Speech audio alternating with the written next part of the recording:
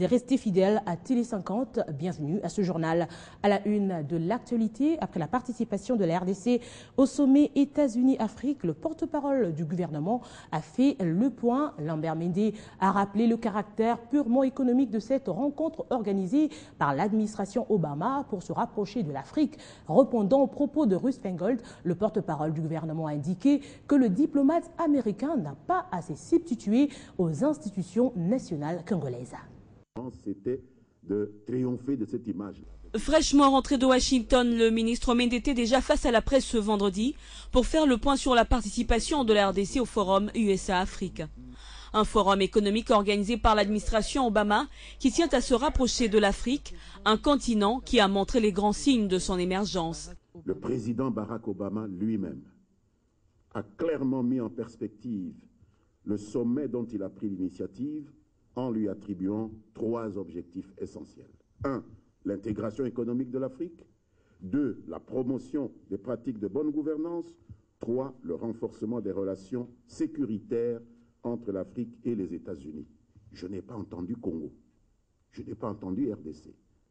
Prétendre que ce sommet d'où nous venons était axé sur les affaires de politique intérieure, je dirais même de disputes domestiques entre frères de la République démocratique du Congo, comme des ténors de l'opposition et leurs alliés de circonstance s'évertuent à le faire croire, cela relève soit de la surdité, soit de la mauvaise foi. Quant aux propos de Russ Feingold, Lambert Mende n'a pas été tendre. Pour le porte-parole du gouvernement, l'envoyé spécial des USA n'a pas à se substituer aux institutions nationales congolaises. M. Russ Feingold est envoyé spécial du gouvernement des États-Unis pour le suivi de la mise en œuvre de l'accord cadre d'Addis Abeba dans la région des Grands Lacs. Il n'est ni gouverneur général, ni proconsul, et encore moins membre d'une institution politique de la RDC pour avoir à se prononcer sur les affaires intérieures de la République démocratique du Congo.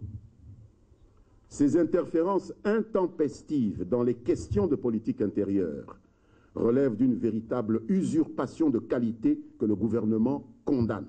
Enfin, lors de leur participation à une rencontre parallèle au forum, organisée par l'agence américaine National Endowment for Democracy, Lambert Mende a indiqué que la délégation est allée présenter un Congo dont le retour de la paix est progressif, un Congo qui a su depuis quelques années maîtriser son cadre macroéconomique. Parlons santé dans ce journal. La République démocratique du Congo continue encore sa sensibilisation face à l'épidémie de la fièvre hémorragique Ebola qui sévit actuellement dans l'Afrique de l'Ouest. Ce vendredi, le ministre provincial de la Santé et le programme national de l'hygiène aux frontières ont sensibilisé les agents des postes frontaliers du Bichi-Ngobila sur cette épidémie, mais aussi l'utilisation de thermomètres à laser. De son côté, l'Organisation mondiale de la santé en appelle à une riposte internationale coordonnée face à la propagation du virus Ebola, plus meurtrier depuis son apparition en 1976 avec 932 morts. 24 heures après la mise en circulation des thermomètres à laser à l'aéroport international de Kinshasa, la même opération s'est poursuivie ce vendredi dans l'un des postes frontaliers le plus important du pays qu'est le Bichi-Ngobila. Ici, le ministre provincial de la Santé en compagnie du directeur national de l'hygiène aux frontières ont sensibilisé tous les agents et services commis à ce secteur autour du virus Ebola ainsi que l'utilisation des thermomètres à laser.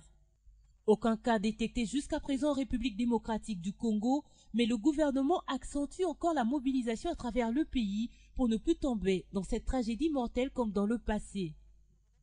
Pour l'Organisation mondiale de la santé, l'épidémie de fièvre hémorragique Ebola doit être considérée comme une urgence de santé publique de portée mondiale. Une réponse internationale coordonnée est essentielle pour arrêter et faire reculer la propagation internationale du virus Ebola. Actuellement, la propagation s'accélère et le taux de mortalité ne cesse d'accroître. Au total, 45 malades sont décédés sur la seule période du 2 au 4 août 2014. Affaire Ewanga, le Congrès national congolais réagit. Ce parti de la majorité présidentielle se dit indigné des propos injurieux et d'incitation à la haine tenus à l'endroit du chef de l'État par le secrétaire général de l'UNC dernièrement sur la place Sainte-Thérèse à Njili. Dans une déclaration faite ce vendredi à Kinshasa, le leader du parti appelle la justice congolaise à faire son travail. C'est matinalement que le président national du CNC, Congrès national congolais, l'honorable Pius Mwabilou Mbayou, s'est entretenu avec les membres du bureau politique de cette formation politique, membres de la majorité présidentielle, réalité vivante en RDC. Il les a sensibilisés sur l'attitude à adopter face aux enjeux de l'heure.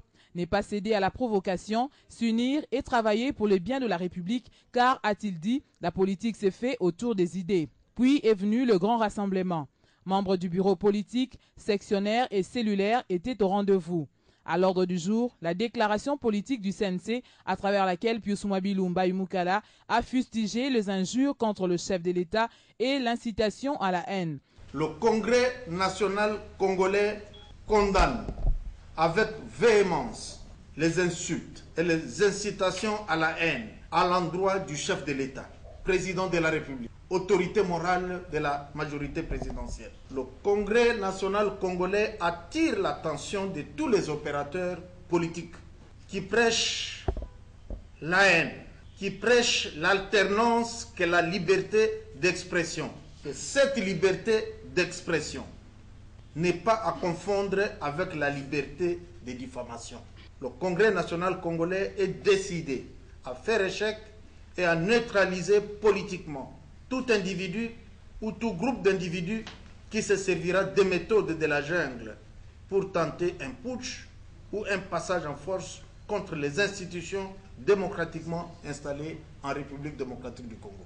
L'unité, le soutien indéfectible au chef de l'État et ne pas céder à la provocation ni à la distraction, autant des recommandations leur ont été faites. Le CNC s'est engagé à protéger avec énergie la sacralité et l'inviolabilité du président de la République, première institution du pays, avant de demander aux autres partis membres de la majorité et au peuple congolais de faire de même. Rendons-nous à l'Équateur où le gouverneur intérimaire Sébastien Mpeto a suspendu le ministre provincial de Finances, Économie, Petites et Moyennes Entreprises, Emmanuel Galigaza. Ce dernier a été suspendu pour manquement dans l'exercice de ses fonctions. Des précisions avec Pamafi Otenga. Selon les termes de cette décision, Emmanuel Galigaza, ministre provincial de Finances, Économie, Petites et Moyennes Entreprises, est reproché notamment de manquer à son devoir d'encadrement dans la mobilisation des recettes de la province, de l'insoumission, manque de discrétion et des propos discourtois à l'endroit de l'autorité du gouverneur des provinces intérimaires. À ceci, il convient d'ajouter aussi le bond de fer qu'il a engagé contre les opérateurs économiques et qui lui accuse de n'être pas disposé à négocier avec eux sur les règlements de leurs dettes auprès des provinces, dettes estimées à 4 milliards de francs congolais accumulées depuis plusieurs années et qui, par conséquent, ont demandé sa démission dans leur mémo adressé et déposé le lundi dernier aux autorités de la province au terme d'une marche de colère. En effet, le gouverneur intérimaire justifie sa décision par souci de préserver un bon climat des affaires dans la province. À noter que cette mesure de suspension est la deuxième du genre, après celle du secrétaire exécutif adjoint du gouvernement provincial, Robert Liaki, reproché lui aussi d'insubordination. Signalons qu'après Bokungu, Befale, Bwende, Bolomba et Ingende, le gouverneur Aïe Sébastien Mpeto est arrivé ce vendredi après-midi à Lukolela où il poursuit son itinérance à travers la province accompagné des autorités de sécurité. Lukolela, Pamafi Otenga, Télé 50. À la primature, le chef du gouvernement Matata Ponyo s'est entretenu avec 2 députés de la province du Bas-Congo, respectivement de Boma et de Matadi. Adrien Poba et Fabrice Pouela ont échangé avec le Premier ministre sur la révision de la mesure interdisant l'importation des véhicules datant de plus de 10 ans. Pour ces députés nationaux, la levée de cette mesure permettra la reprise des activités dans les ports de Boma et Matadi afin de renflouer les caisses de l'État. À travers le monde, dans toutes les villes ou dans toutes les grandes agglomérations où il y a des ports, toute la vie généralement est focalisée autour de l'activité portière. Aujourd'hui, toutes les entreprises implantées dans le Bas-Congo et qui tournent autour de l'activité portière, les déclarants en douane, toutes les banques qui ont déferlé dans le Bas-Congo, c'est avec l'activité portière. Et toutes ces banques menacent de faire faillite. La mesure a été motivée par la volonté de limiter l'impact nuisible des véhicules polluant l'environnement.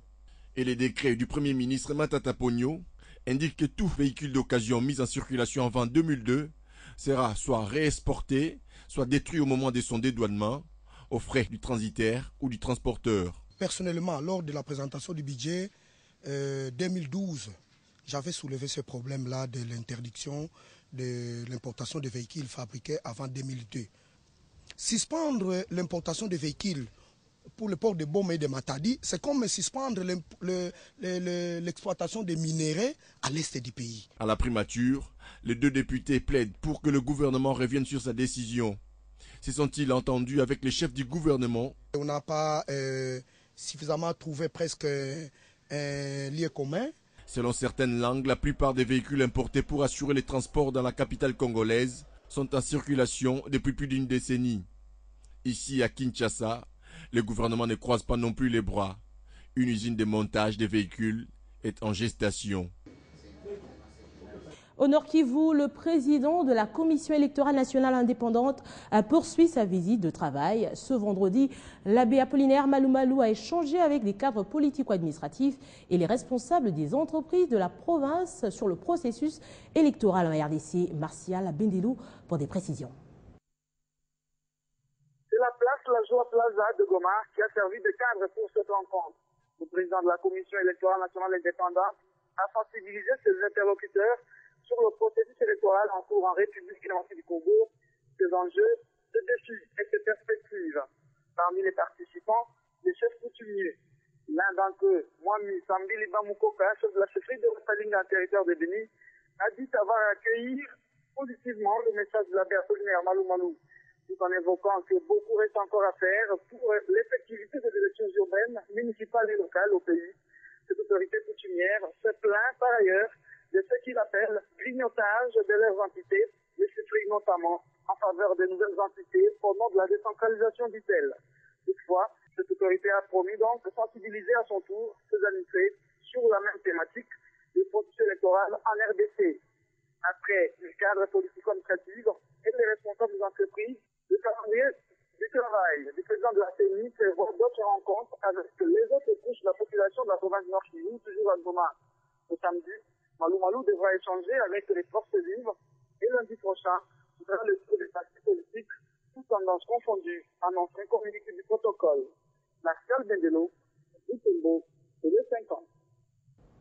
8 août 2001, 8 août 2014, le Bureau central de coordination célèbre ses 13 ans d'existence. Créé par décret présidentiel, le BCECO est un service public doté de l'autonomie administrative et financière. Sa mission, gérer les projets gouvernementaux sur financement propre ou des bailleurs de fonds. Pour cette journée d'anniversaire, un face-à-face BCECO et la presse étaient au menu.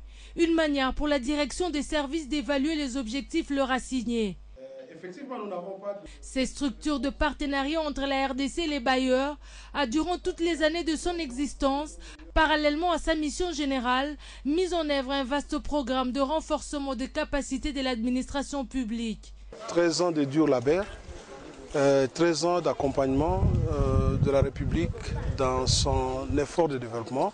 De la santé, l'éducation, le développement communautaire et autres champs d'activité, tout a été passé au peigne fin au cours de cet échange avec les professionnels de médias. Nous avons été sur le terrain pour pouvoir accompagner le gouvernement dans tout ce qui est travaux de reconstruction et dans la formation aussi des agents, soit des ministères, soit des autres entités.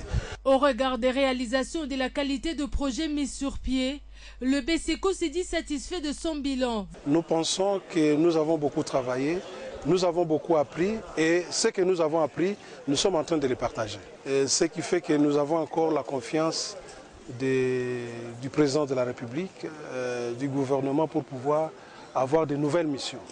13 ans d'existence, 13 ans d'accompagnement de la reconstruction de la République.